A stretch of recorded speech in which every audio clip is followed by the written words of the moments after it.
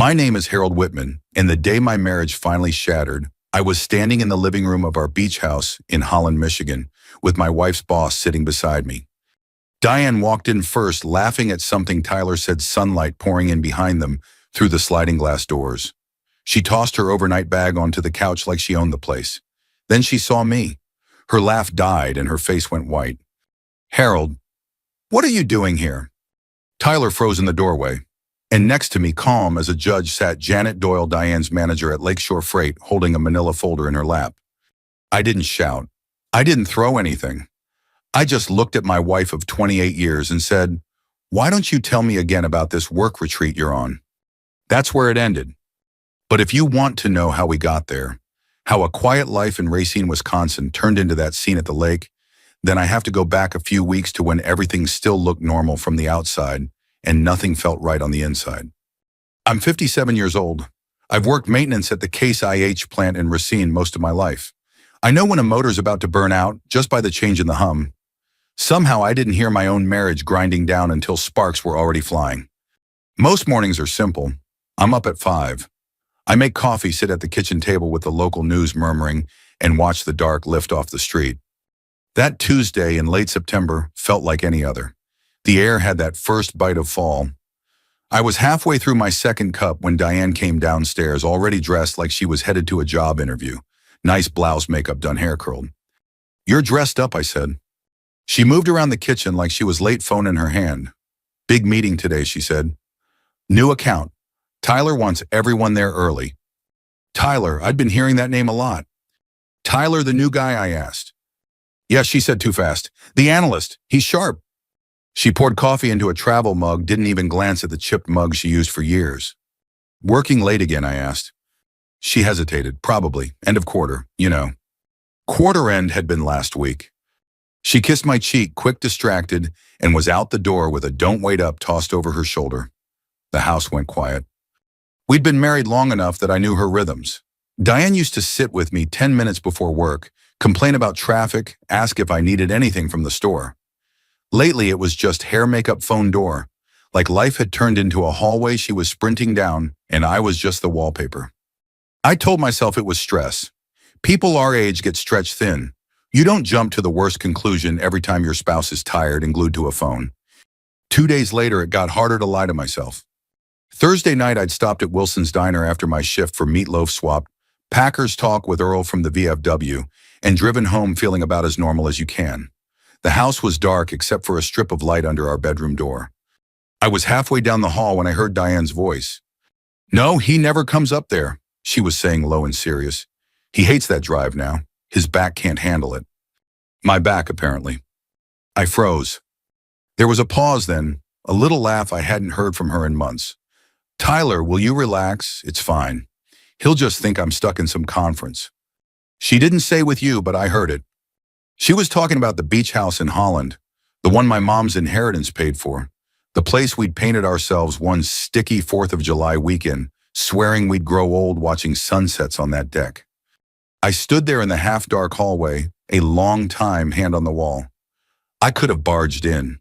I could have demanded to see her phone started a screaming match that would leave us both saying things we couldn't take back. Instead, I backed away. At 57, you learn the difference between a bad feeling and a fact.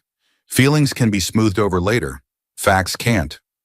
The next night at VFW Post 1391, I told my buddy Russ just enough to get it off my chest without using the word affair. "Don't accuse," he said, swirling the ice in his plastic cup. "Confirm. Once you throw those words out, you can't grab them back. Get sure first." So I went home, sat in my recliner, and stared at the framed picture of Diane and me on that Holland beach, wind in her hair, my arm around her shoulders. Something was wrong with the machine. And for the first time, I stopped hoping it would fix itself and started listening for where the grinding was coming from. I didn't plan on calling Diane's boss. It just happened. Monday morning, I was sitting in my truck outside the Case IH plant, thermos in one hand, Diane's strange hallway whisper still echoing in my head. I opened my phone and stared at the company email she'd forwarded me months earlier, the one with her department's contact list. Right next to Diane's name was Janet Doyle, operations manager. I told myself I was only calling to ask about Diane's insurance paperwork, something harmless, something normal. But the second Janet picked up her voice told me this wouldn't be a normal conversation. This is Janet. Uh, Hi, this is Harold. Harold Whitman, Diane's husband. A pause. Not long, but long enough to make my stomach pull tight. Oh, she said slowly. Hi, Harold. Is everything all right? I think so, I lied. Just had a question about her retirement contributions. She mentioned a meeting with you coming up. Some big off-site thing. Another pause, longer this time. Off-site, she repeated, cautious. For which team? I guess logistics. Diane said something about a work retreat this coming weekend. Silence. Then a breath, quiet but heavy. Harold, she said, can I call you right back? She didn't sound annoyed. She sounded like someone who'd just realized she'd stepped into something deep. She called back 2 minutes later. Can you meet me, she asked. Somewhere not at the office. That was the moment everything shifted from suspicion to certainty. Bosses don't ask to meet you secretly if it's nothing. We chose the parking lot behind the Racine County Courthouse. That alone made my pulse climb. I parked next to her silver Honda CR-V. She was already outside, arms folded, jacket zipped to her chin, even though the air wasn't that cold. Harold, she said, shaking my hand. Thanks for coming. She looked tired, not the everyday kind of work tired, but the kind that comes from cleaning up other people's messes. Is Diane okay? I asked. She pressed her lips together. I don't know, but I can tell you one thing, there is no retreat this weekend. Not for her team, not for any team. The ground felt like it shifted under me.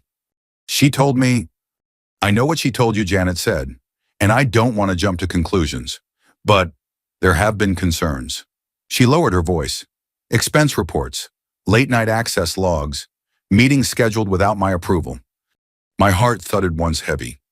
You think she's involved with the new guy? I said. It wasn't a question. She didn't answer directly.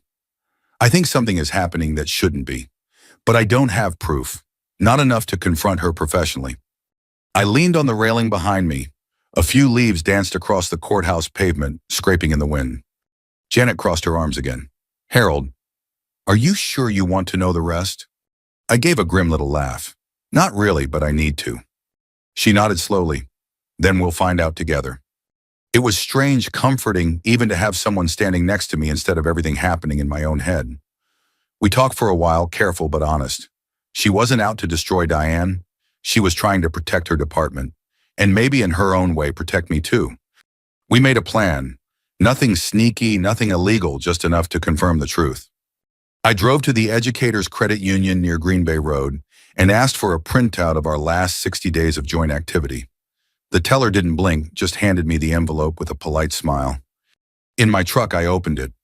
There it was. A cash withdrawal for $620 made at an ATM 2 blocks from Tyler's apartment. Another for $340, same area, 2 weeks later. Diane never mentioned either. I sat there a long while reading the numbers over and over. It's funny, betrayal isn't loud. It doesn't come crashing through your front door. It slips in quiet like a draft you don't notice until the room is freezing.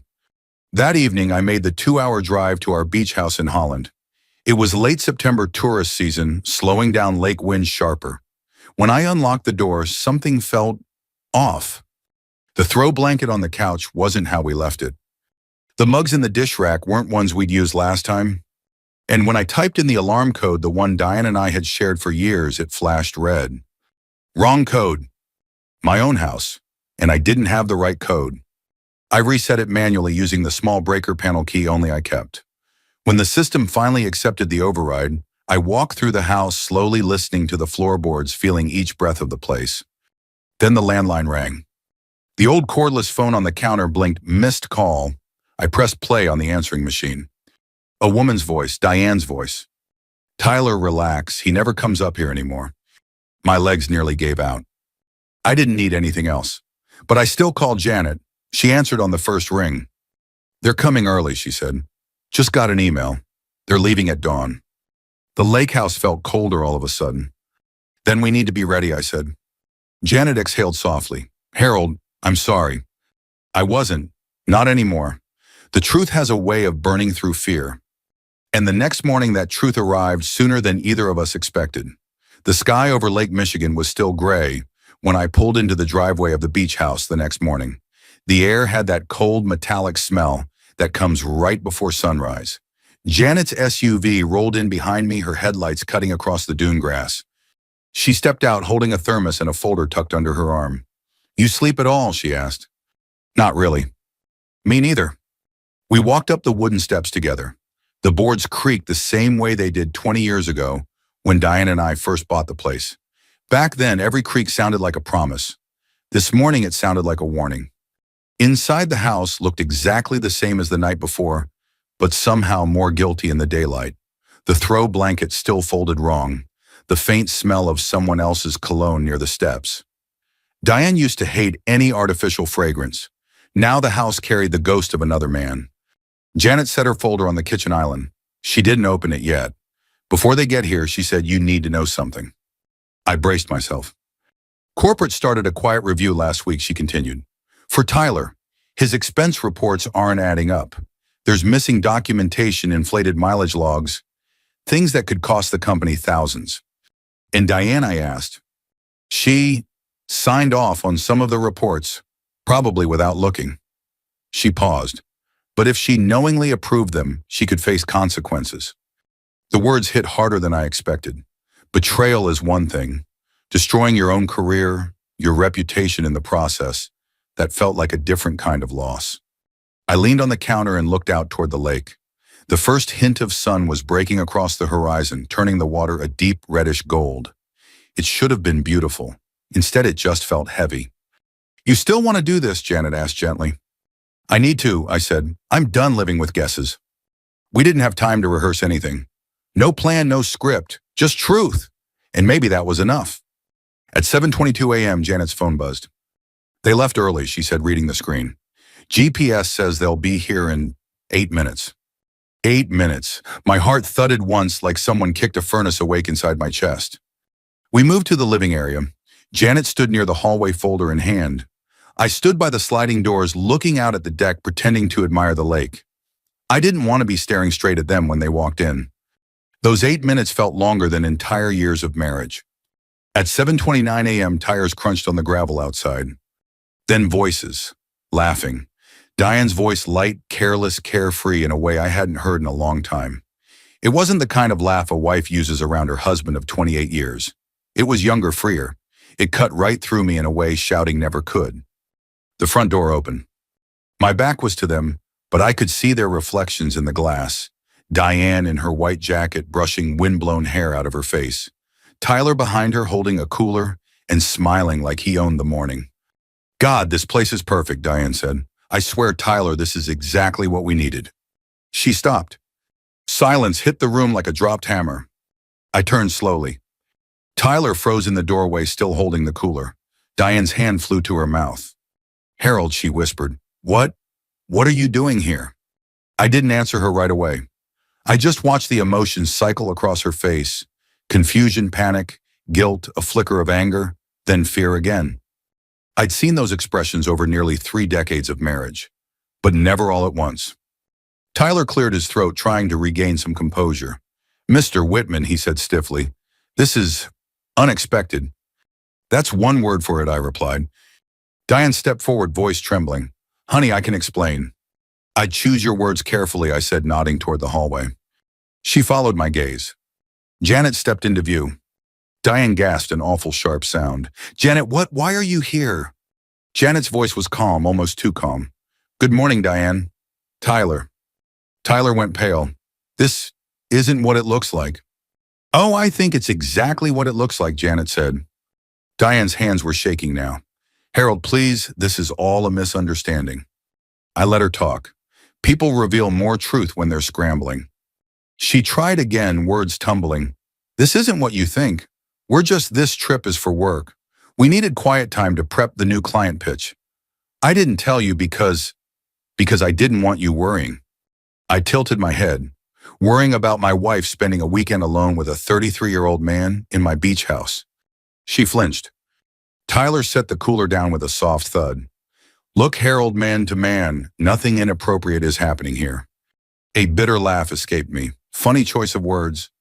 Janet opened her folder. "I'd hold off on the explanation," she said, "until you both see what I brought." Diane's legs swayed like she might collapse. Tyler swallowed hard, loud enough to hear across the room. But none of that was the real twist. The real twist came a heartbeat later when tires rolled into the driveway again right behind theirs. Another car. Someone else had arrived. And that unexpectedly changed everything.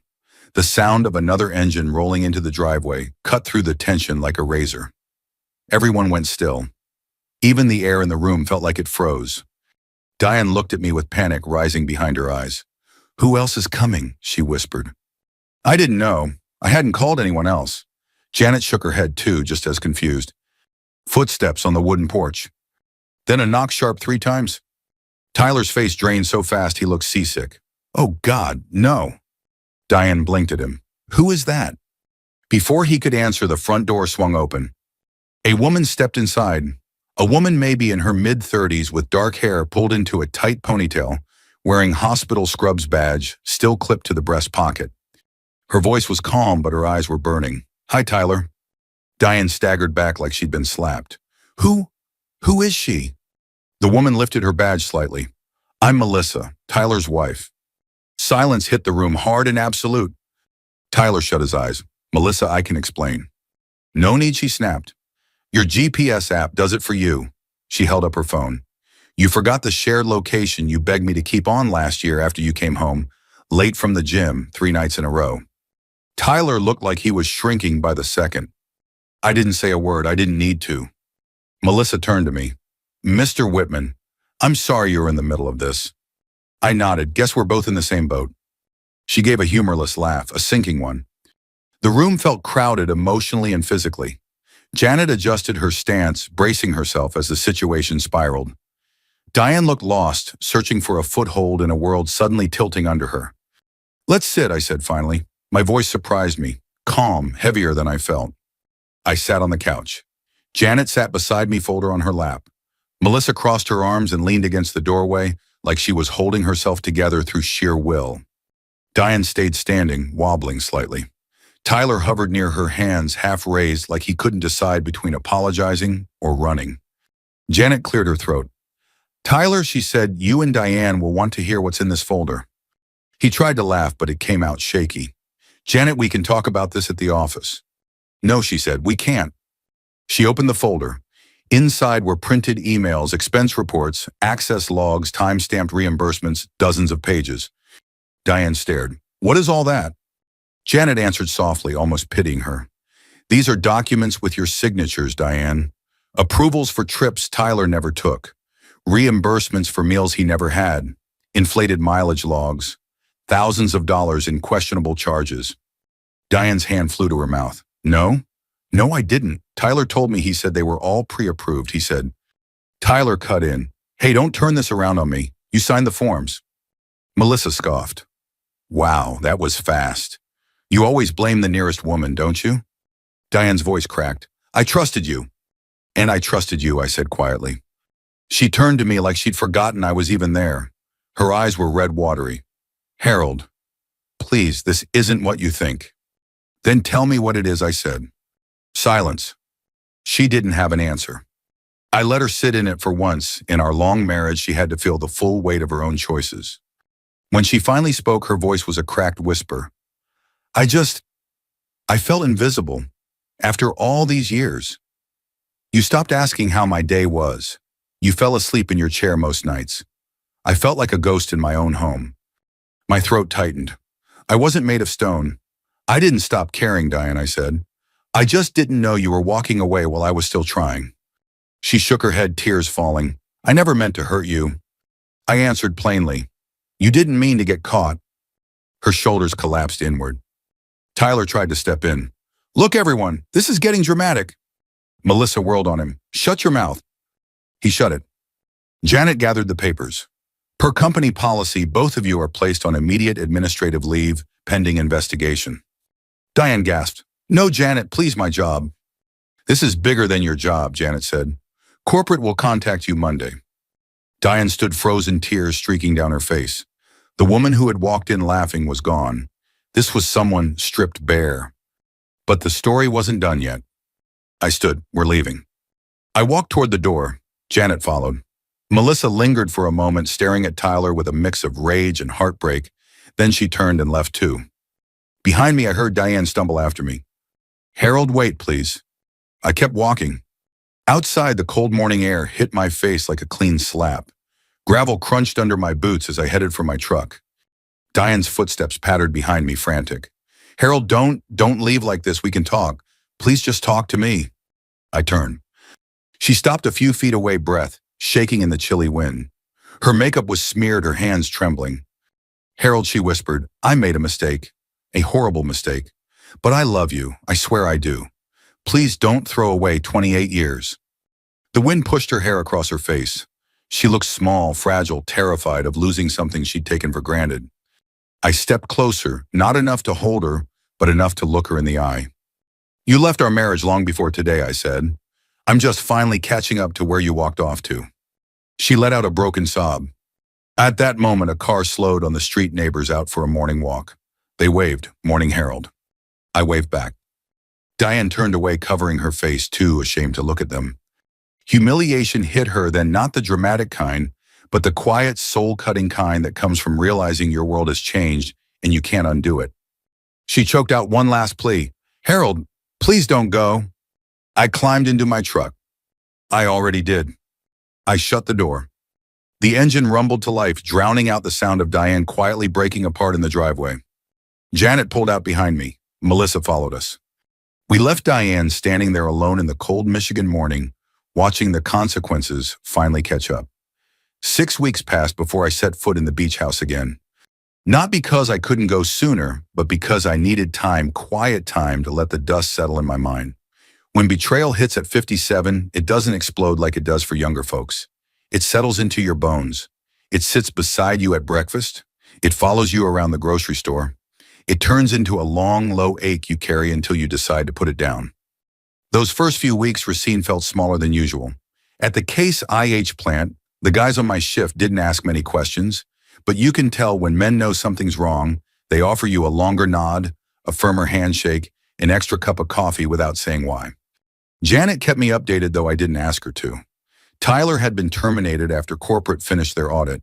Diane submitted her resignation 2 days before her disciplinary hearing. They didn't fire her, but they would have. I didn't take any comfort in that. Not really. Losing a job at 54 in Wisconsin isn't justice, it's a hardship. I wouldn't wish that on anyone, not even her. But consequences have a way of teaching what warnings don't. The day I filed for divorce, I stood inside the Racine County Courthouse, holding a manila envelope of documents. Janet had referred me to her older brother, a small-time family attorney named Paul Doyle. Kind man, quiet voice. No judgment in his eyes when I sat down in his office and said my wife was unfaithful. He just nodded slowly and said, "Let's take this one step at a time." For the first time since everything blew up, I felt like someone had put a hand on my back and pushed me gently toward the next chapter. That night, alone in my house, the silence didn't feel sharp anymore, just different. A week later, I drove back to Holland. The leaves along the lake shore were turning yellow and orange. Tourists were long gone. The air felt cooler, steady, honest, the way fall air gets before winter starts drawing lines in the earth. The beach house looked exactly the same as it always had. Same pale siding, same deck I'd stained myself, same front door Diane used to open with her hips when her hands were full of groceries. But everything inside felt different. Maybe because I wasn't hiding or fighting anymore. Maybe because the truth had already done its cleaning. I set my tool bag on the floor and got to work. Tightened the loose gate hinge. Resecured a step on the deck. Sanded a splintering part of the railing. Small things I'd been meaning to fix for years, but never got around to. Around noon, I made coffee and sat on the deck overlooking the lake. Waves rolled in steady, easy. Not loud, not angry. Just moving the way they always do, no matter what happens in the lives of the people watching them. I thought about Diane then, not with rage, not with bitterness, but with a kind of quiet understanding. We'd built a life together. We'd shared almost 30 years of routines and road trips and arguments and Christmas mornings. You don't erase that. You don't pretend it meant nothing. But you also don't cling to someone who's already let go. There's a kind of peace in accepting both truths at once. I stayed there a long time, listening to the water and feeling my heartbeat settle into something steady again. By the time I got in my truck to leave, I wasn't the same man who'd stood in that living room while everything collapsed. I wasn't the man who drove away while Diane begged in the driveway. I wasn't even the man who sat in the courthouse filing papers with shaking hands. I was someone new, or maybe just someone I hadn't met in a long time. A man standing on his own 2 feet again. A man who'd survived something painful and walked out the other side without losing himself. As I pulled onto the road back to Racine, I thought about something my father used to say when life got hard. You can't control who breaks your heart, but you can control who gets to stay in it. He was right. If you've been through anything like this, if someone's lied to you, underestimated you, or walked all over the quiet parts of your life, I hope you know you're not alone. You can stand back up. You can reclaim what's yours. You can rebuild even if it's slow. And if this story reminded you of your own strength, or if you know someone who needs to hear it, share it with them. Stick around. There are more stories, more lessons, and more reminders that you're stronger than the people who tried to break you. Thanks for listening.